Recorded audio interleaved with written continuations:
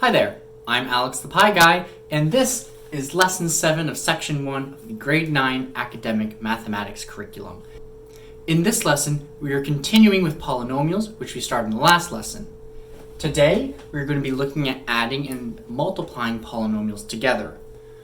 To start, we're going to look at adding and subtracting polynomials. So I've put up a practice problem for us to work through and see how this works. The first thing that we're going to do is note that we're not multiplying anything on these brackets. We're going to talk about multiplying in a little bit, but for now, we're at a step where there's nothing being multiplied into these brackets, so we can just drop the brackets. With the brackets dropped, now we collect like terms, just like when we were solving equations. So we look at the terms with x squares, we look at the terms with x, and we look at the constant terms. You'll see here that I've kind of done a little different shape for each. That's kind of to help you group up those terms. So we have a 2x squared term and an x squared term.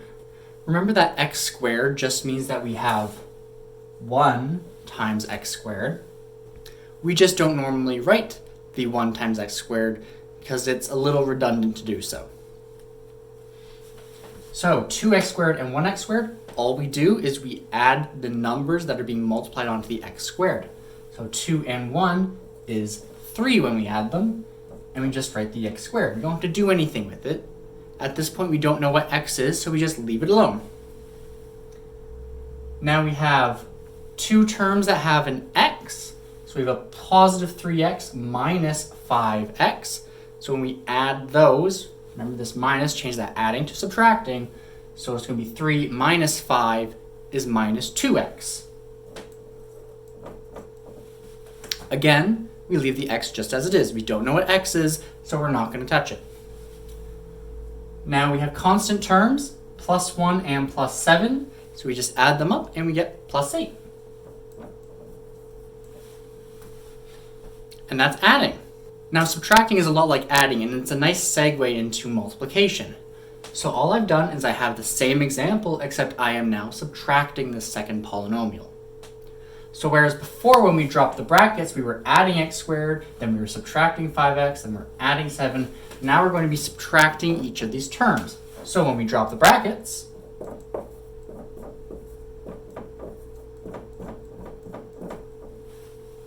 we're going to subtract x squared. We're going to subtract negative 5x, but subtracting a negative means that we are going to be adding the positive instead. So we get plus 5x, and now we're going to subtract 7. And then the rest of this is just the same. So I can group up the x squared terms, I can group up the x terms, and I can group up the constant terms. So I have these 2x terms. Now this guy's a negative, so this is going to be 2 subtract. That's a negative 1. Remember, we don't need to write the 1. So 2 subtract 1 is just 1. So instead of writing 1x squared, we can just write x squared. Now we have positive 3x and positive 5x, so we just add positive 3 and positive 5, and we're going to get 8 times x and positive 1 and negative 7. When we add those up, we're going to get plus 1 subtract 7, which is negative 6. And we're done. Next up, we are going to look at multiplying a polynomial by specifically a monomial. There's going to be another aside where we look at multiplying polynomial by any polynomial. But for this course, all that's required of you is to know how to multiply a polynomial by a monomial. So here we have 2x squared multiplying by the polynomial 3x squared plus x plus 6. So similar to what we did is when we did the subtraction, we put the subtraction onto each term. So then that would have been minus 3x squared minus x minus 6, if that was a negative out front. But we have a polynomial up front, and we do something very similar. So instead, I'm going to take this polynomial, I'm going to multiply by the first thing, and the second thing, and the third thing, and we just add everything up. So I'm going to get 2x squared times 3x squared plus 2x squared times x plus 2x squared times 6. Now this is really ugly, and we're going to simplify it. To simplify this, we're going to use the commutative property of multiplication. A times b is the same thing as b times a.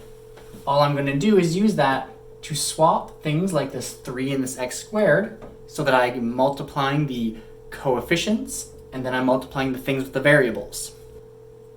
After switching things around, this is what we got. Now I'd like to note here I have this little dot between the 2 and the 3 and the 2 and the 6.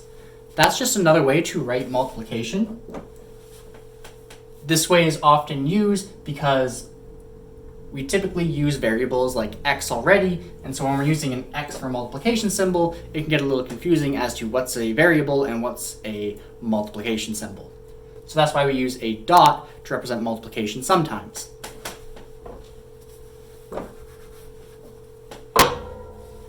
Now we can evaluate the coefficients, and we can evaluate the variables being multiplied together. So the first thing here, we have a 2 times 3. Well, that's a super easy one. That's just 6. Now, if you remember our exponent rules, we have two things with the same base, and they have exponents. What that means is when I multiply them together, I use my exponent rule, which tells me I just simply add the exponents. Next up, we have this 2 is the only coefficient, so we just write that down. And now we have the x2 powers. So this has a power 2, this has a power 1. We use that power rule to get 2 plus 1. And the last term, we have 2 times 6, which is 12. And x squared is our only variable with powers, so we just have x squared.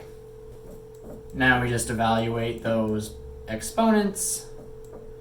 6x to the 4, 2x to the 3, plus 12x squared. And that's it. And we're going to cover one more problem, and we're just going to put both of those things together. We're going to have a monomial being multiplied, and we're going to do a subtraction. So we have 2x times the binomial x minus 1, subtract the fournomial x cubed minus x squared plus 3x minus 2.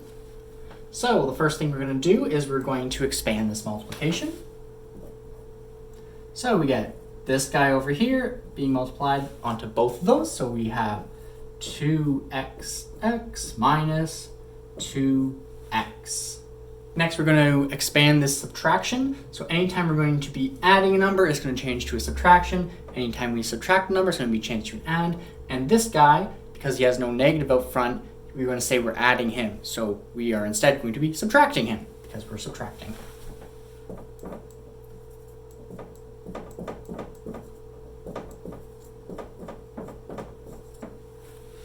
And this is what we get.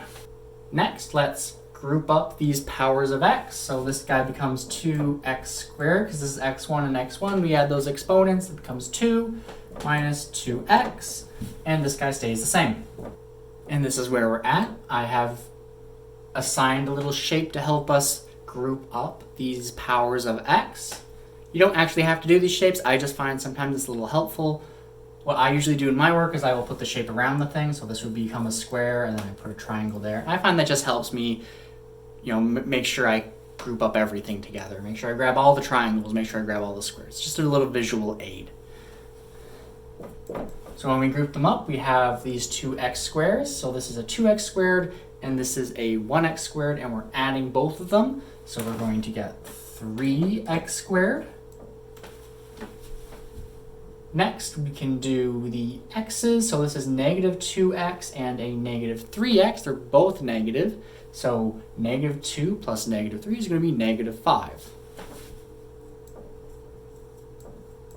The next shape I have is this little diamond shape, which I'm using for the x cubed terms. There's only one term with an x cubed, so I can just write that down, minus x cubed. I've already dealt with the x squares and the x terms. So next is this circle for the constant terms. Again, there's only one term, so I can just write it down, plus 2. And this is a completely valid answer. Some people might prefer that we write our terms in a descending order based on the powers on x. In that case, we would have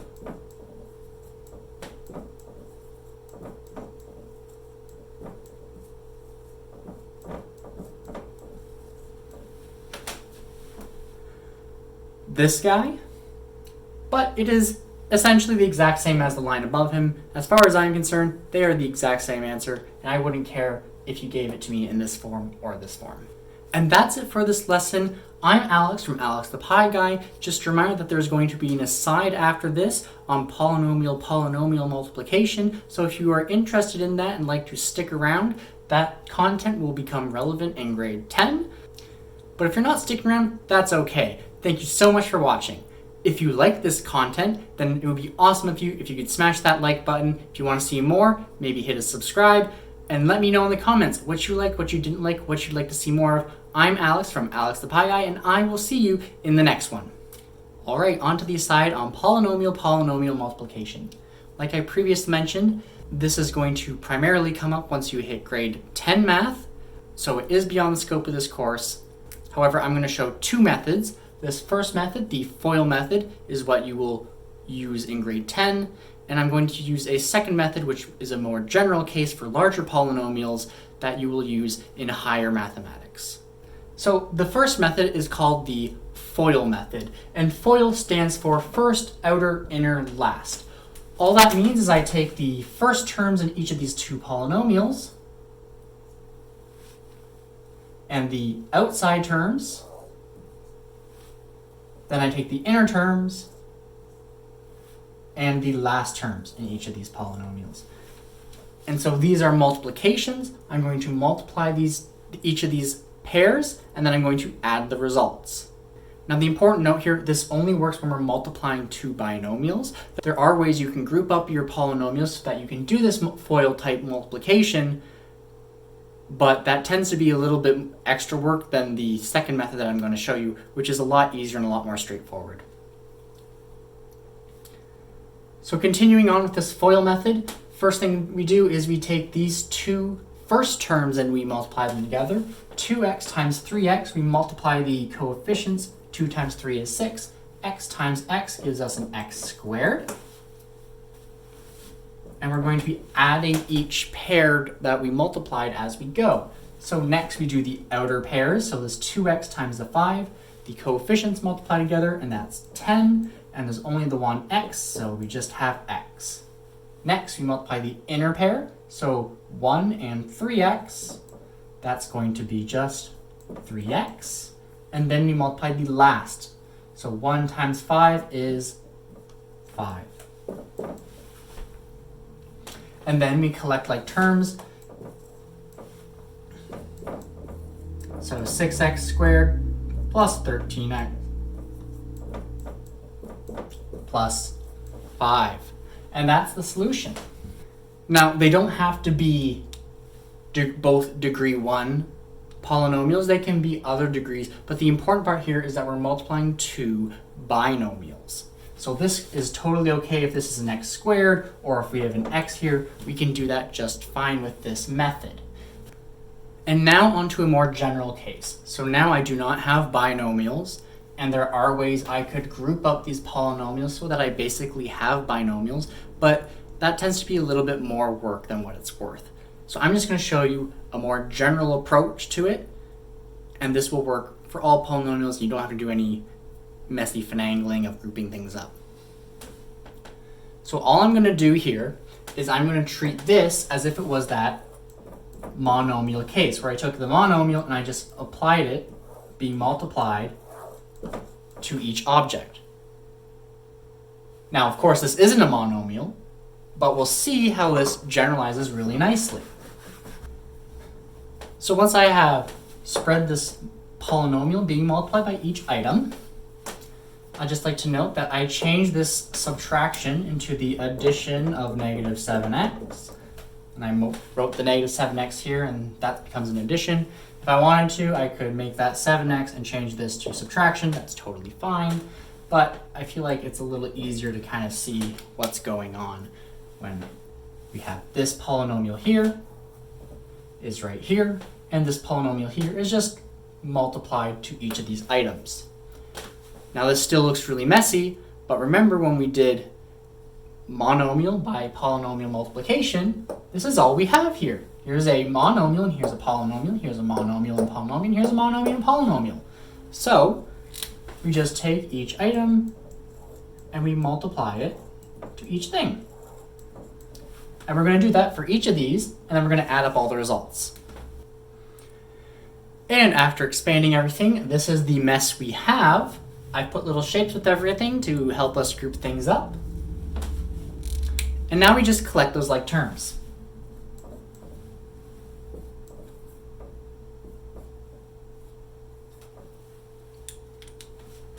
Now what I like to do as I'm doing this is cross out the shapes as I go. So I have already added the 10x5, so I crossed out that circle shape. Next I'm going to do the x4 shape, so once I've added those guys, I'm going to cross them out. And this way, when I have written everything out, I can go back and check that, yes, I did in fact add every single one of these terms up and I didn't miss any. And we have our solution, 10x5 minus 9x to the 4 plus 10x to the 3 minus 25x to the 2 plus 10x to the 1 minus 1. And that solution, that's what this ugly big multiplication after all this ugly work multiplies to, and it looks a lot nicer compared to the previous steps. Now, don't be scared by this. This isn't anything that you have to do at this point in your mathematics career in grade 9. This is way, way beyond what you guys will be doing in grade 9, even what you'll be doing in grade 10. But there's some elements here that you are definitely able to see how they work. Mainly this, we have this multiplication of polynomials and we end up adding things up in the end. So I think this is a good example to see how what we're learning now can be applied to harder mathematics. Anyways, that's it for this lesson. I'm Alex the Pi Guy. Remember that if you like this content, please drop it a like. If you want to tell me something cool about mathematics or this lesson, leave a comment, drop subscribe if you want to see more, and I will see you in the next one. Thank you.